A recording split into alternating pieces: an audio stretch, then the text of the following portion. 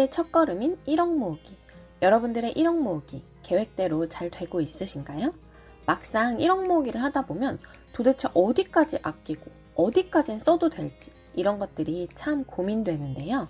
과연 어떤 항목을 어떻게 줄여야 더 빨리 원하는 종잣돈을 모을 수 있을까요? 오늘은 저의 경험을 토대로 제가 신혼 초에 2년 6개월 동안 1억 모으기를 달성했었는데요. 이 기간 동안에 절대로 하지 않았던 10가지 소비 습관을 말씀드려 볼게요.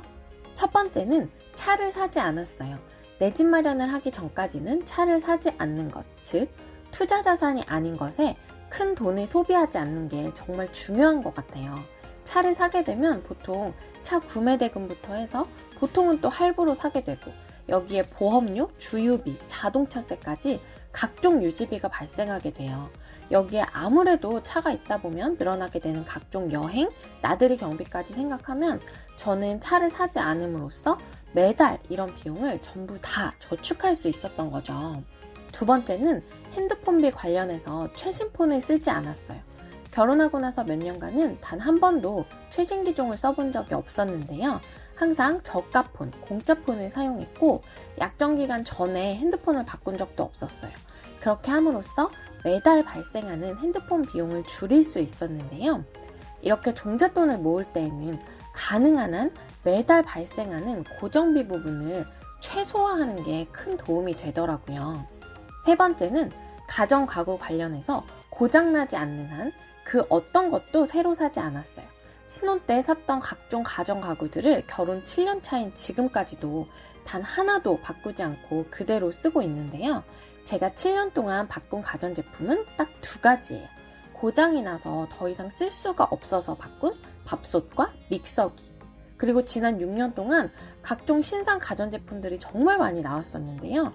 지금은 거의 필수품처럼 돼버린 에어프라이기, 무선 청소기, 스타일러, 로봇 청소기, 건조기도 저는 하나도 사지 않았었어요. 없어도 사는데 크게 불편함 없더라고요.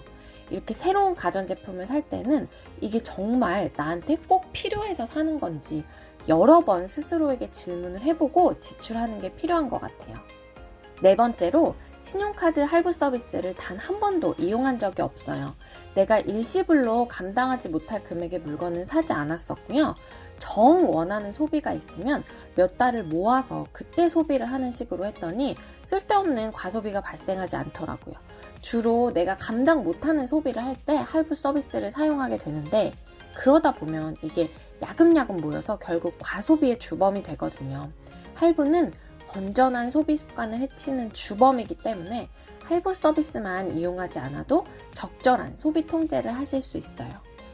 다섯 번째는 모바일이나 인터넷 혹은 홈쇼핑으로 물건을 사지 않았어요. 물론 인터넷이나 홈쇼핑을 통해서 좋은 가격을 저렴한 가격에 잘 살 수도 있겠죠. 하지만 저 같은 경우에는 필요한 물건을 저렴하게 사는 비율보다 클릭 한 번, 전화 한 통으로 불필요한 물건을 마구 사들이게 되는 비율이 높을 것 같더라고요. 그래서 정말로 필요한 생수, 휴지, 물티슈 이런 생필품만 온라인 쇼핑을 이용했고요. 그 외에 의류, 가전제품, 주방용품 이런 거는 무조건 오프라인 매장에서 직접 보고 꼭 필요할 때만 구매를 했어요. 이렇게 했더니 확실히 불필요한데 괜히 혹해가지고 샀다가 안 쓰고 후회하는 이런 물건들이 없더라고요. 여섯 번째로 명품백이나 명품 시계를 사지 않았어요. 1억 모으기를 하는 동안뿐만 아니라 그 이후에도 저희가 목표했던 자산을 달성하기 전까지는 고가의 사치품을 사지 않았어요. 특히 초반에 종잣돈 모으기를 할 때는 사치품은 좀 자제하는 게 좋을 것 같아요. 일곱 번째로 1억을 모으기 전까지는 프랜차이즈 카페의 음료나 커피를 사 먹지 않았어요. 습관적으로 매일 마시는 테이크아웃 음료, 이게 1년 모으면 꽤 큰 금액이 된다는 거 아시죠? 여덟 번째는 카카오톡 이모티콘이나 네이버 이모티콘 등 유료 이모티콘을 구매한 적이 한 번도 없었어요. 이건 정말 작은 돈이지만 불필요한 곳에는 1원 한 푼 쓰지 않겠다는 마음이었어요. 아홉 번째는 각종 스트리밍 유료 서비스를 이용한 적이 한 번도 없어요. 당시에는 유튜브 프리미엄이나 넷플릭스 이런 게 활성화되어 있을 때가 아니기도 했지만 고정비를 최소화하는 차원에서 기타 각종 컨텐츠를 매달 유료로 이용하는 서비스는 쓰지 않았어요. 마지막 10번째는 저나 남편이나 모바일 게임을 종종 하는데 단 한 번도 유료로 아이템을 사본 적이 없어요. 현질을 유도하는 게임은 아예 처음부터 하지 않았어요. 저희 부부는 이런 식으로 절약하는 소비 습관 10가지를 항상 염두에 두고 생활을 했고, 그랬더니 2년 6개월이라는 시간 안에 1억을 모을 수가 있었어요.